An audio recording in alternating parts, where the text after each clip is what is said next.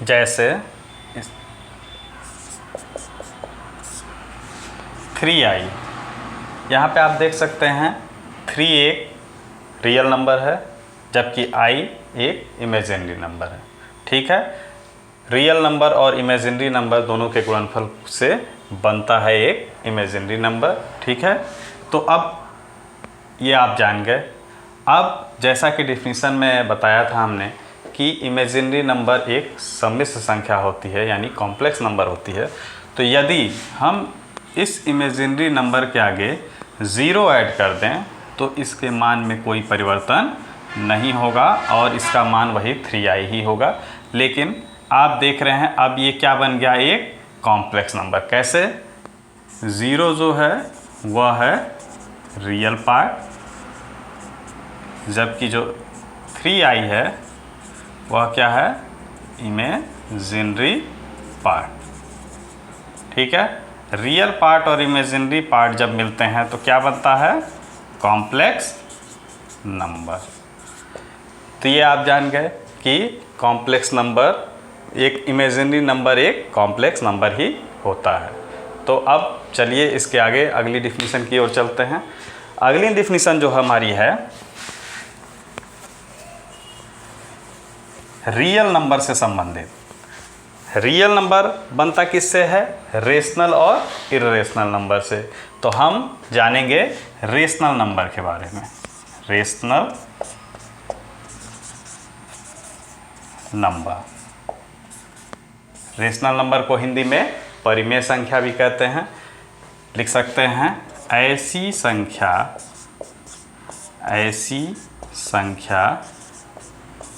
जिसे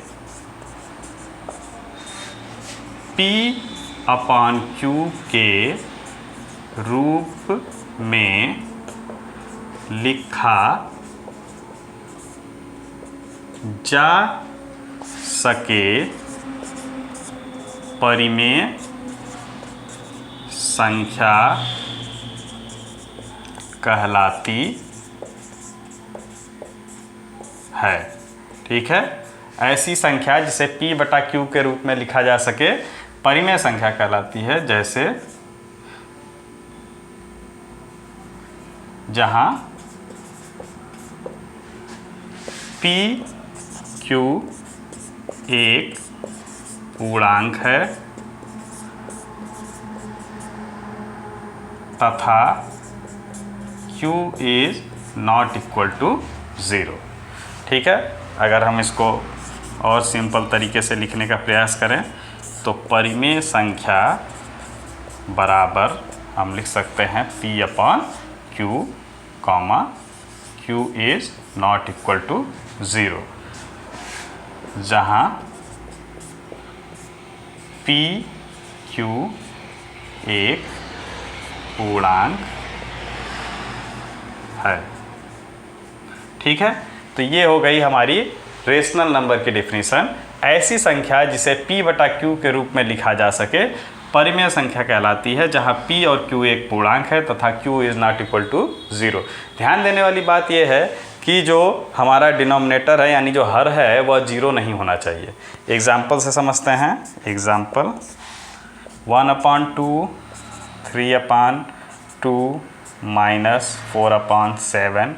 ठीक है, ये सब क्या है, ये एक परिमेय संख्या है। आप देख सकते हैं P/Q के रूप में लिखा गया है और कहीं पे भी डिनोमिनेटर 0 नहीं है।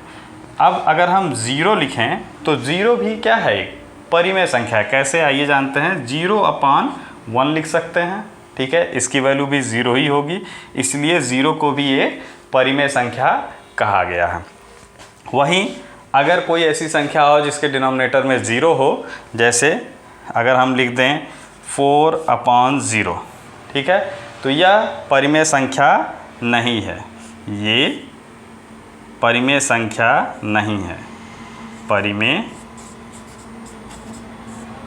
संख्या नहीं है।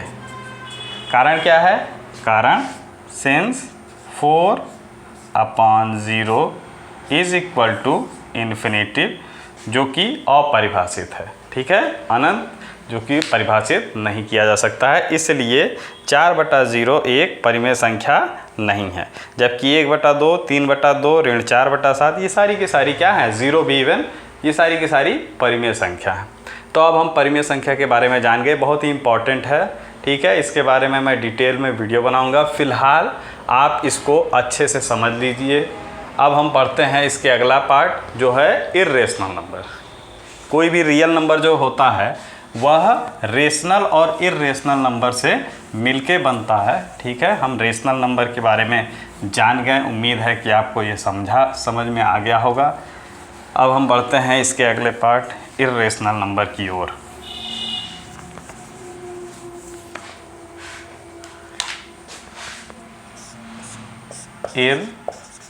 इर्रेशनल नंबर क्या होता है? इर्रेशनल नंबर, इसको हिंदी में कहते हैं अपरिमेय संख्या, ठीक है। अपरिमेय संख्या क्या होती है? ऐसी संख्या, देखिए बहुत ही आसान है, समझते चलिए। ऐसी संख्या जिसको दशमलव के रूप में लिखने पर कभी समाप्त न होने वाली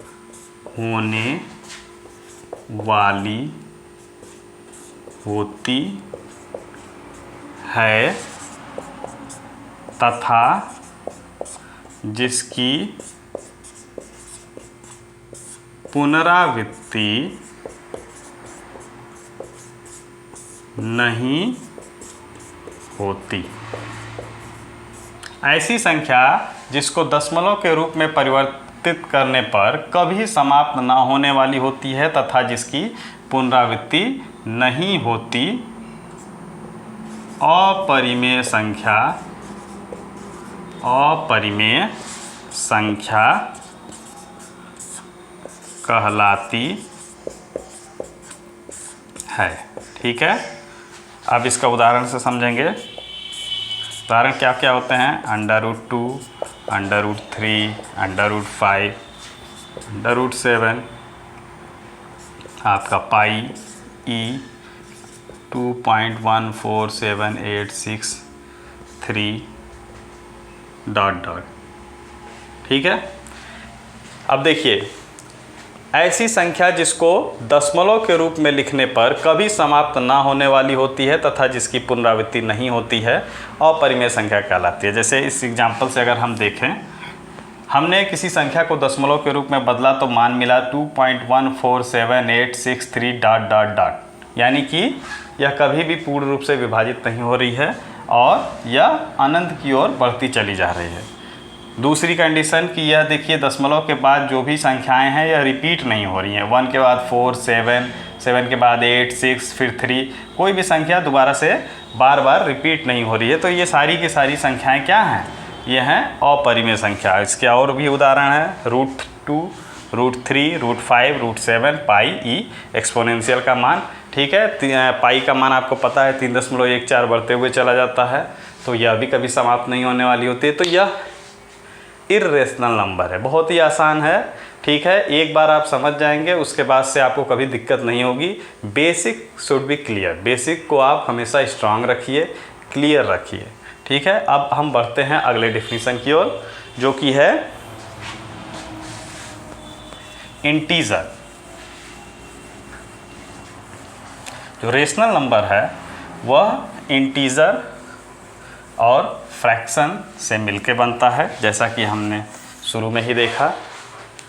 तो हम पढ़ेंगे अब इंटीजर। इंटीजर को हिंदी में पूर्णांक भी कहते हैं, ठीक। सभी प्राकृतिक संख्याएं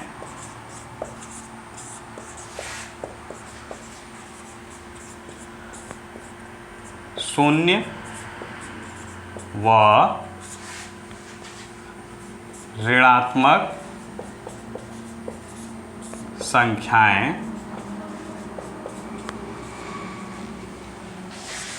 सम्मिलित रूप से पूर्णांक, इंटीजर भी कहते हैं, कहलाती है। सभी प्राकृतिक संख्याएं शून्य व ऋणात्मक संख्याएं सम्मिलित रूप से पूर्णांक कहलाती है। ठीक है, इसको इंटीजर को हम लिख सकते हैं, जैसे उदाहरण अगर हम लिखते हैं ऋण 5, ऋण 4, ऋण 3, ठीक है, ऋण 2, ऋण 1, 0, 1, 2, 3, 4, 5। इन्फिनिटिव इधर भी बढ़ा देते हैं, इधर भी बढ़ा देते हैं। तो आप देख रहे हैं कि जितनी भी ऋणात्मक संख्याएं हैं, 0 हो या सभी ही धनात्मक संख्याएं यानी प्राकृतिक संख्याएं हैं, ये कोई भी संख्या होती है, ये सभी क्या होती हैं? इंटीजर होती हैं। ठीक है, बहुत ही आसान है, आप उम्मीद करते हैं आप समझ गए होंगे। इसको सेट के रूप में लिखना हो तो हम लिख सकते हैं ऋण 5, ऋण 4, ऋण 3, ऋण 2, ऋण 1, 0, 1, 2, 3, 4, 5। ठीक, तो ये इस तरह से आपने इंटीजर के बारे में जान लिया। बहुत ही इम्पॉर्टेंट है, अक्सर लोग छोटी सी चीज़ को भी नहीं समझ पाते हैं, जबकि ये कितनी सिंपल है। लिखा हुआ है कि सभी प्राकृतिक संख्याएं शून्य व ऋणात्मक संख्याएं, ठीक है, तीनों प्रकार की संख्याएं इंटीजर होती हैं। बहुत सिंपल है, वेरी सिंपल। अब प्राकृतिक संख्या हम जान गए, अब हम इंटीजर जान गए, अब हम जानेंगे हम फ्रैक्शन के बारे में। फ्रैक्शन क्या होता है? ऐसी संख्या, फ्रैक्शन एक्चुअली क्या होता क्या है? एक रेशनल नंबर है, परिमेय संख्या ही होती है। ठीक, इसको भी हम p/q के रूप में लिख सकते हैं। ठीक है, इसको हम हिंदी में भिन्न कहते हैं। ऐसी संख्या जिसे p/q के रूप में लिखा जा सके, भिन्न, या उसको फ्रैक्शन भी कहते हैं, कहलाती है। जैसे 1/2, 3/5, 4/7। ठीक है, अब यहाँ पे भी वही सेम चीज़ लागू होती है। भिन्न is equal to p/q where q is not equal to 0। ठीक, एक चीज़ ध्यान रखिएगा कि भिन्न जब भी होती है वह धनात्मक होती है। ठीक, जबकि परिमेय संख्या ऋणात्मक भी हो सकती है। ये दो अंतर हैं। कोई भी भिन्न परिमेय संख्या हो सकती है, लेकिन ये जरूरी नहीं है कि कोई भी परिमेय संख्या भिन्न हो जाए। ठीक है, ये बहुत ही इम्पॉर्टेंट चीज़ है जिसको कि आप ध्यान रखिएगा। तो अब हम जान गए इंटीजर और फ्रैक्शन के बारे में। अब हम आगे बढ़ते हैं। जो अगला डेफिनेशन है वह है होल नंबर। वह भी बहुत इम्पॉर्टेंट है, अक्सर एग्ज़ाम में पूछा जाता है। बच्चे छोटी सी चीज़ में मिस्टेक कर देते हैं। आपको यह आज मैं पूरी तरीके से क्लियर कर दूंगा। बहुत ही सिंपल है, आप बस केवल ध्यान से इसको देखते जाइए। और हाँ, कृपया करके आप लोग चैनल को सब्सक्राइब ज़रूर कर लीजिएगा और लाइक और शेयर ज़रूर कर दीजिएगा। अगली जो डिफिनीशन है वह है होल नंबर। होल नंबर, जिसको हम पूर्ण संख्या भी कहते हैं। सभी प्राकृतिक संख्याएं व शून्य सम्मिलित रूप से पूर्ण संख्या कहलाती है। बहुत ही सिंपल है। इसका उदाहरण देखते हैं। W इज इक्वल टू 0, 1, 2, 3, 4, 5, 6, ठीक है, up to so one infinity. आप देखिए जो होल नंबर है वो क्या डिफिनीशन कह रहा है, सभी प्राकृतिक संख्याएं व शून्य सम्मिलित रूप से पूर्ण संख्या कहलाती हैं। बहुत ही सिंपल है, शून्य और सारी की सारी नेचुरल नंबर ये क्या हो जाएंगी, पूर्ण संख्या। कोई भी इसमें से संख्या हम लेते हैं तो वो क्या होगी, पूर्ण संख्या। आप जान गए होल नंबर के बारे में, बहुत ही सिंपल है। ठीक है, अब हम जानेंगे नेचुरल नंबर। नेचुरल नंबर की डिफिनीशन क्या होती है, कई बार पूछ भी दिया जाता है, जबकि बहुत ही बेसिक सा डिफिनीशन है जो कि बच्चे ध्यान नहीं देते हैं।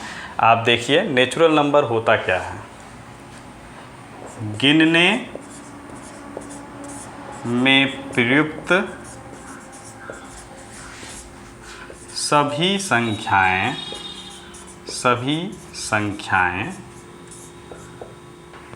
प्राकृतिक संख्या कहलाती है।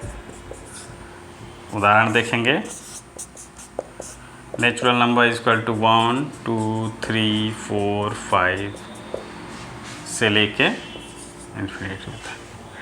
अब आप देखिए, आप ये बताइए कि हम गिनती जब सीखते हैं बचपन में तो कहाँ से सीखते हैं, 1 से सीखते हैं। 1 2 3 4 1 2 3 4 5 6 7 8 9 10।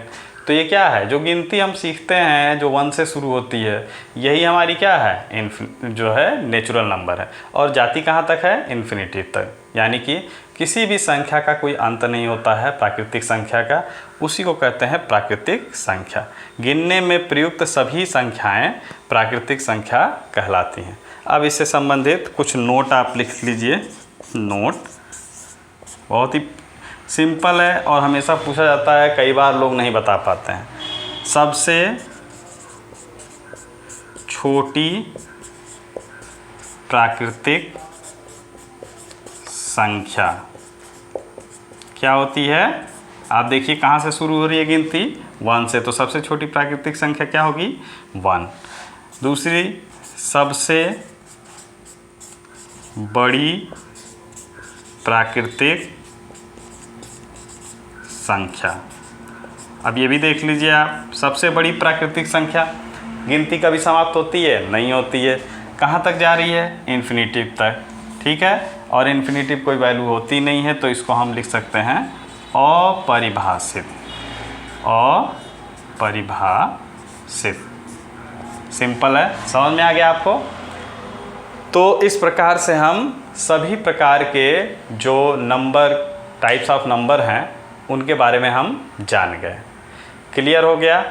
ठीक है, कोई डाउट हो तो आप कमेंट सेक्शन में आप जाके पूछ सकते हैं। ठीक, अब हम इसको आगे जो है, इसको हम एक चार्ट के रूप में फिर से एक बार ज़रा हम इसको रिकॉल कर लेते हैं विद एग्जाम्पल्स। चलिए इसको करते हैं ताकि ये समराइज़ हो जाए, जो भी हमने इतना मेहनत किया, इतना समझा। ठीक है, बहुत ही आसान शब्दों में मैंने समझाने का कोशिश किया है और मुझे उम्मीद है कि आपको ज़रूर समझ में आया होगा। और जब मैं यह चार्ट बनाऊंगा तो आपको खुद ब खुद ये चीज़ क्लियर भी होगी कि जो हमने समझाया है वह कितने इजी वे में आपने समझा है। ठीक, जैसे टाइप्स ऑफ नंबर जो होते हैं, नंबर, ठीक है, 2 प्रकार के हमने बताए थे, रियल, इमेजिनरी। रियल के हमने 2 पार्ट बताए थे, रेशनल और इररेशनल। बिल्कुल सही। अगेन रेशनल भी 2 पार्ट में डिवाइड हुआ था, इंटीजर और फ्रैक्शन। इंटीजर को भी 2 पार्ट में हमने डिवाइड किया था, होल नंबर और क्या था, नेगेटिव नंबर। होल नंबर को अगेन हमने 2 पार्ट में डिवाइड किया था, 0 और natural number.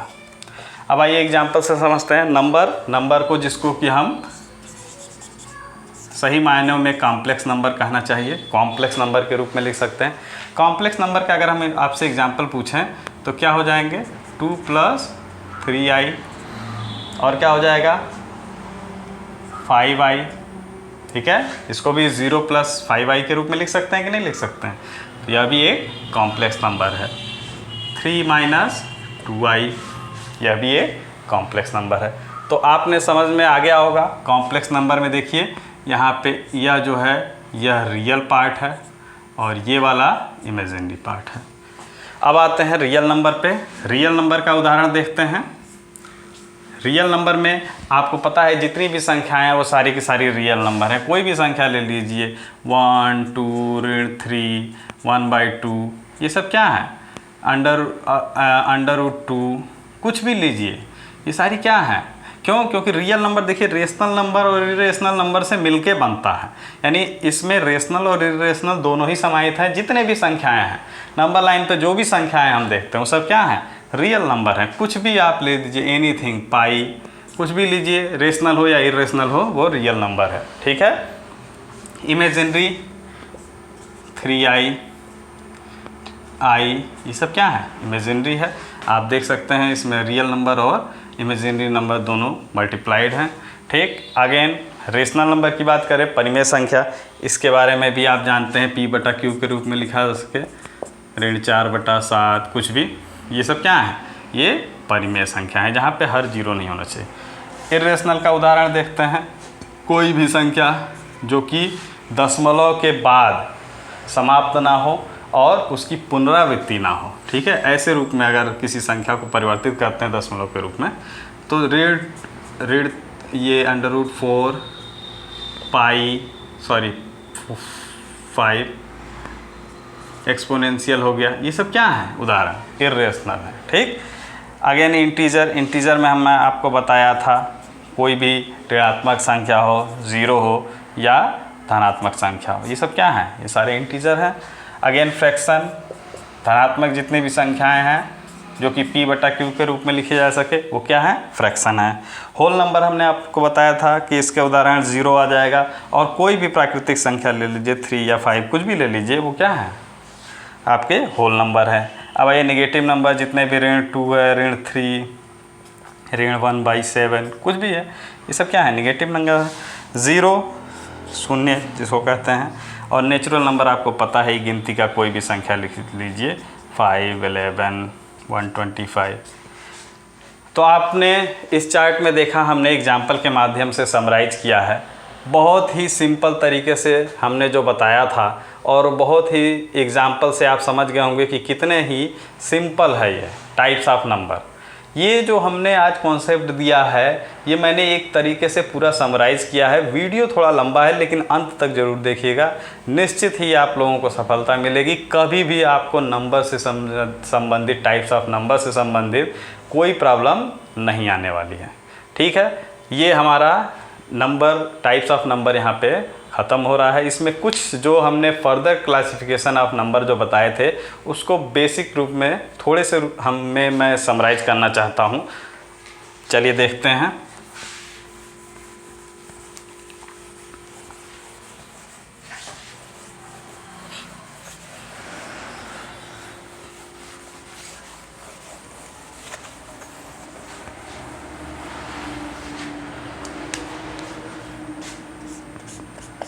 further classification of numbers।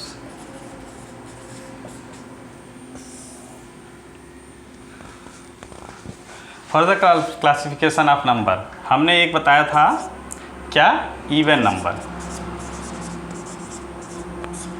ऐसी संख्या जो 2 से कटे, आप लोग को पता भी होगा, ऐसी संख्याएं जो 2 से कट जाएं, पूरी तरीके से विभाजित हो जाएं, उसको क्या कहते हैं, इवन नंबर या सम संख्या कहते हैं, ठीक है ना। सम संख्या जो 2 से पूरी तरीके से विभाजित हो जाए, जैसे एग्जाम्पल हो जाएगा 2, 4, 6, 8, 10, सब क्या हो गए, सम संख्या हो गई। दूसरा है ऑड नंबर, ऐसी संख्या जो 2 से विभाजित ना हो ऑड नंबर कहलाती है, या उसको कहते हैं विषम संख्या भी। ठीक है, 1, 3, 5, 7 अप टू 100। इसी प्रकार तीसरी जो हमने बताई थी वह है प्राइम नंबर।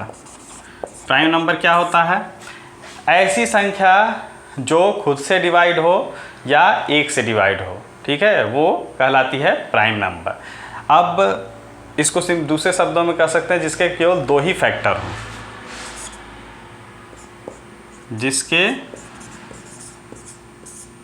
2 फैक्टर हों, वो क्या कहलाती है?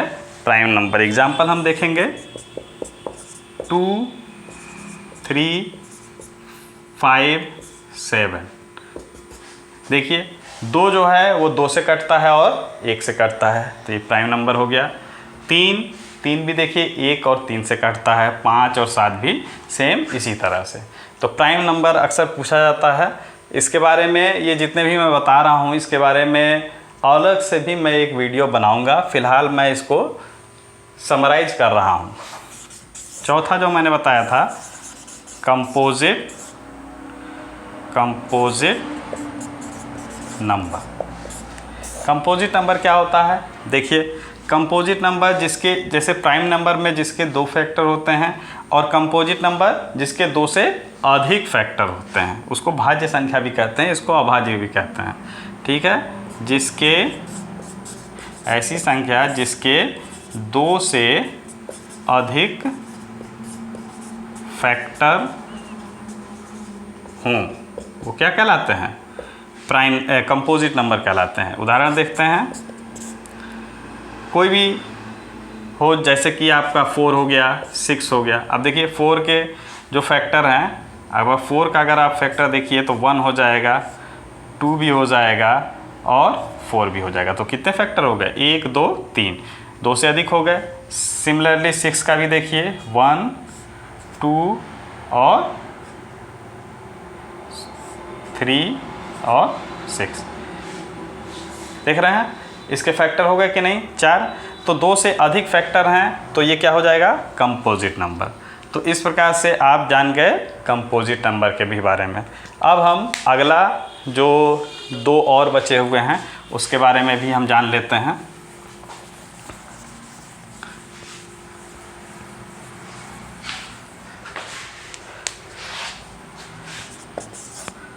Perfect number. ऐसा नंबर जिसके जो फैक्टर्स होते हैं उनको अगर ऐड किया जाए तो वे नंबर के बराबर हो जाए। जैसे एग्जाम्पल 6 के फैक्टर कौन कौन से होते हैं? देखिए 1, 2, 3 होते हैं कि नहीं होते हैं? अगर इसको ऐड किया जाए तो क्या हो जाएगा? 1 + 2 + 3 = कितना आएगा? 6। 1, 2, 3, 3, 6। तो ये क्या हो गए? Perfect number. ये क्या हो गया? Perfect number. ठीक है, अब लास्ट है को प्राइम। ऐसे 2 नंबर जिनका HCF, ठीक है, HCF हाईएस्ट कॉमन मल्टीपल जो है वो 1 हो। जैसे कि मान लीजिए एग्जाम्पल, इसको हम लिखें पहले HCF = 1। ठीक है ना? जैसे एग्जाम्पल हमने ले लिया 2, 3। ठीक है, इसका HCF देखिए कितना आएगा? क्या आएगा इसका HCF? HCF 2 और 3 का क्या आएगा? 1 आएगा। ठीक है, 2 और 3 का जो हाईएस्ट कॉमन फैक्टर क्या होगा? 1 होगा, इसलिए क्या हो जाएंगे? को प्राइम नंबर। तो इस प्रकार से हमने आज टाइप्स ऑफ नंबर के बारे में पढ़ा, अध्ययन किया। उम्मीद है कि आपको ज़रूर समझ में आया होगा। यदि आपको यह वीडियो अच्छा लगा तो please share, like and comment. Thank you.